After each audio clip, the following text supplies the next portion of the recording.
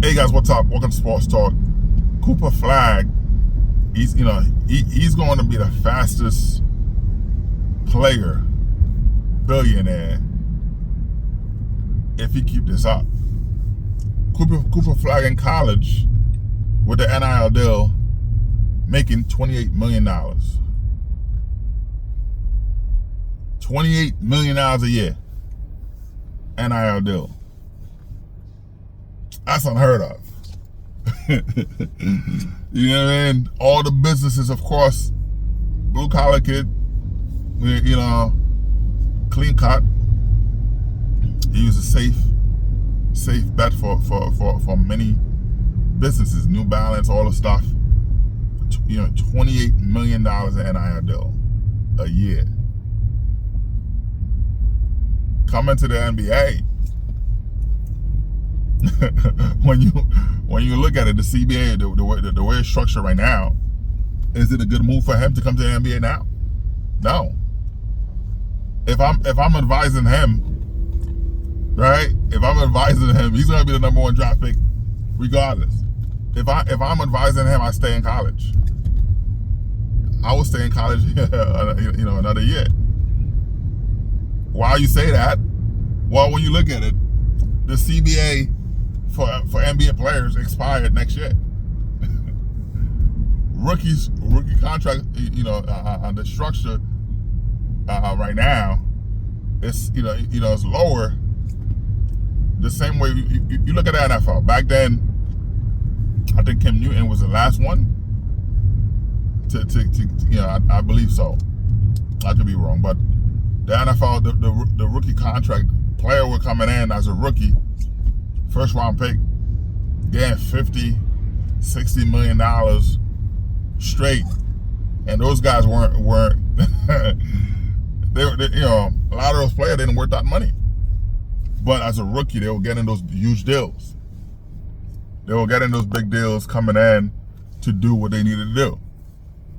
The veterans who weren't getting that money, yeah, was it hate? Yes, it was. It was a lot of hatred towards that. She said, "Hey, wait a minute, how you got this guy coming in fresh as a rookie?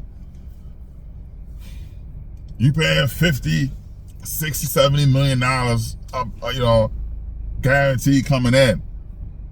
The veteran players didn't like that because when you look at, you had those rookie hazing. I didn't play these games. No matter what, when I play football, I didn't play these games. Which is the same thing I talk to my sons. I talk to, we don't play these, hey, I don't play these games. You got the rookie hazing where they tying you up to the pole. They doing this, they doing that. They making you pay for this, making you pay for that. Listen, I witnessed, I'm not going to say the name, this player, rookie player, came in the league, NFL. They took him out to an expensive restaurant. When I watched that, the bill came, those guys were ordering champagne, they were ordering to-go plates. The bill was $56,000. Here's a rookie player he only signed for, for like $3.8 million. He don't have that kind of money to pay. When you look, especially a black player, right? The majority of the black players coming in, you signed up $3.8 million for 3 years, 4 years. Sometimes they're able to get you to 5-year deal, $3.8 million. You're not making any money, man. Yes, you have the lifestyle, you playing in the league. The team have all the stuff, all the equipment, all the stuff for you. Not every player like Chad Johnson or Ochocinco who slept in the arena. Because they have everything, rooms and everything. But here's the thing. Not every stadium designed like the Bengals. You know, the Bengals, you know, the stadium, the arena design, you know, it was like a part of it to come in is like a house. What, you know, anyway, you've been there, you know. So not a lot of players getting that kind of money. Most of those black players, you know, you signed for $3.8 million. What your family and friends heard is $3.8 million. Oh, we rich. $3.8 million.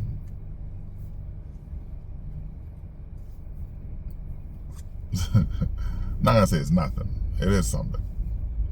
But you gotta look at a lot of those guys. Your agent take 20%. Right? Management or whatever, lawyers, all that stuff. That money, you know, that money's gone. Then you have family that, and these guys buying jewelry, they doing this, they doing that, spending a lot of money they don't have. So it is tough for a lot of those guys who's not getting, you know, who's not good with money in the first place, but they're out there spending as if they have the money like that. They don't. Most guys are just on borrowed time. They hoping to make it big, looking for endorsement. You have agent promising endorsement. I remember a lot of time, man, you gotta be careful with the agent, right? It's a Polonese. He was a center for Utah Jazz. I think it's Polonese.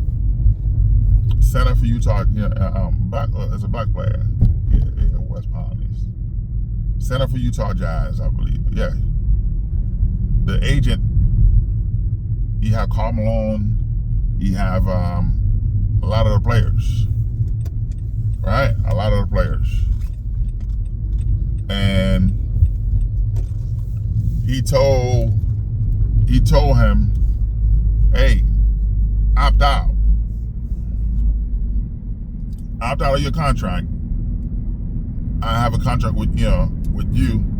He said Mitch Kupchak, who's the GM for the Lakers. I have a contract for you. Now he always wanted to play for the Lakers. He was excited. He opted out of his $3 million deal. There was no contract with the Lakers because Karl Malone was up for a contract. I think his contract was $10 million a year, and they told him, hey, if we could, we would give you an additional $3 million. So he told the agent told the ownership group, hey, I'm gonna get this player to opt out, so you could give Karl Malone more money. So they told Karl Malone, hey, we'll throw you an additional $3 million, make it $13 million, which was big money back then. And Karl Malone thought, okay, at first, because he was happy with the $10 million a year. And they said, we're gonna throw you an additional $3 million? Because the agent who was representing, the other player, played him. There was no contract with the Lakers, but he was able to play him to do that. But so sometimes you don't know. You gotta do what you gotta do, man. So you gotta be careful. But looking at it, if I'm advising,